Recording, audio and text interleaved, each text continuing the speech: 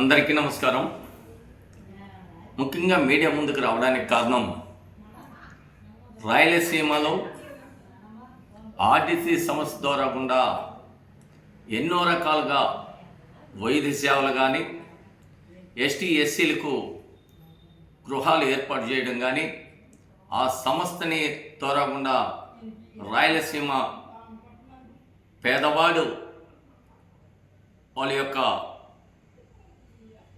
గుర్తించి పేదవాడికి అండగా నిలబడిన ఆర్టీసీ సంస్థని గతంలో వైఎస్ఆర్ పార్టీ దాన్ని నిర్వీర్యం చేస్తే యువగలం వ్యవస్థాపకుడు ఐటీ శాఖ మంత్రి భవిష్యత్తు నాయకుడు నారా లోకేష్ బాబు గారు నిరంతరం ఆర్టీసీ సంస్థల్ని రిలీజ్ చేసేంత వరకు ఆ సంస్థని తిరిగి పూర్వవైభవం తెచ్చేంత వరకు కేంద్రంతో పెద్దలతో సంప్రదింపులు జరుపుతూ మన ప్రధానమంత్రిని ఒప్పించి అదేవిధంగా హోంశాఖ మంత్రిని అమిత్ షాని ఒప్పించి ఇంకా కేంద్ర పెద్దలందరినీ కూడా ఒప్పించి నిరంతరం ఆర్టీసీ సంస్థల్ని యథావిధంగా కొనసాగించడానికి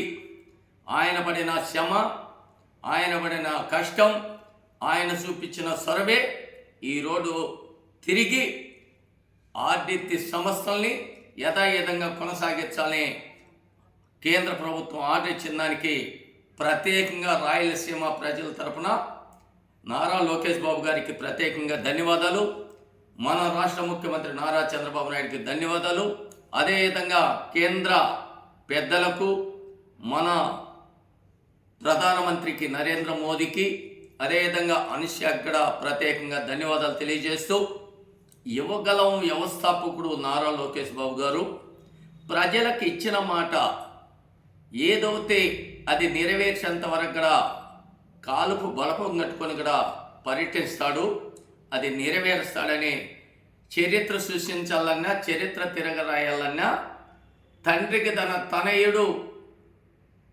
నారా లోకేష్ బాబు గారు. అదేవిధంగా ఈరోజు అనేక రకాలుగా ఒక ఆర్టీసీ సమస్యే కాదు, ఈరోజు ఆడిట్ అంటే అనంతపురం జిల్లాలో బడుగు బలిగిన వర్గాలకి అండా దండ ఆ వైద్య సేవలలో కానీ పేదవాడికి గృహ నిర్మాణాలు చేయడం కానీ రోడ్లు మరమ్మతులు చేపట్టడం కానీ ఆ సంస్థ ద్వారా గుండా ఎంతోమంది పేదవాళ్ళకి న్యాయం జరిగింది. అదేవిధంగా కరోనా మహమ్మారి వచ్చినప్పుడు ఆ ఆర్టీసీ సమస్య లేకపోతే అనంతపురం జిల్లాలో ప్రజలు ఎంతోమంది గాలిలో కలిసిపోయారు. అటువంటి సంస్థని తిరిగి పూర్వవైభవం తీసుకొచ్చిన ఘనత నారా లోకేష్ బాబు గారిది. ఇది గుర్తుపెట్టుకోవాలి ప్రజలు.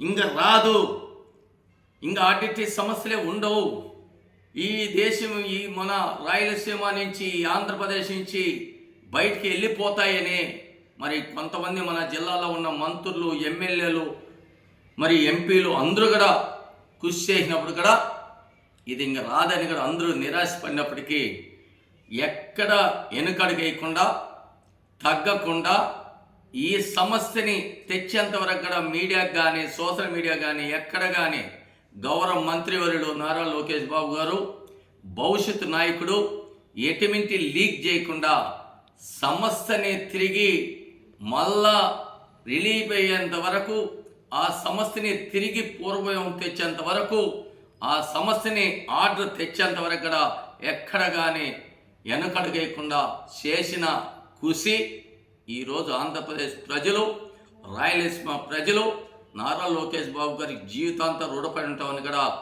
ధన్యవాదాలు తెలియజేస్తున్నారు. అసలు గిరిజన వెనుకబడిన వర్గాలు, ఎస్సీలు, కొంతమంది బీసీలు అందరూ కూడా ఈరోజు ఆడిట్టి పెరార గారు దేవుడంటే ఈరోజు మా పాలిట మా పిల్లల భవిష్యత్తుకి నారా లోకేష్ బాబు గారు దేవుడిగా నిలబడినారని ఈరోజు అందరూ కూడా హర్షవ్యక్తం చేస్తున్నారు. ఆయనకు పాలాభిషేకం చేయడానికి రెడీ చేస్తున్నారు. ఇటువంటి నాయకుడు ఆంధ్రప్రదేశ్కి ముఖ్యమంత్రిగా ఉండాలా, భవిష్యత్తులో ఆయన అవుతని ఈ ఆంధ్రప్రదేశ్ని స్వర్ణాంధ్రప్రదేశ్గా తండ్రికి తరగా తనయుడుగా మరి వ్యవహరిస్తాడు, న్యాయం చేస్తాడు, పేదవాడిని గుర్తిస్తాడు, ప్రజల కోసం పనిచేస్తాడని కూడా అందరూ కూడా ఈరోజు ఆనందంతో మరి ఎస్సీలు ఎస్టీలు వెనుకబడిన వర్గాలంతా కూడా నారా లోకేష్ బాబు గురించి ప్రత్యేకంగా ధన్యవాదాలు తెలియజేస్తున్నారంటే అది సమర్థమైన నాయకుడు.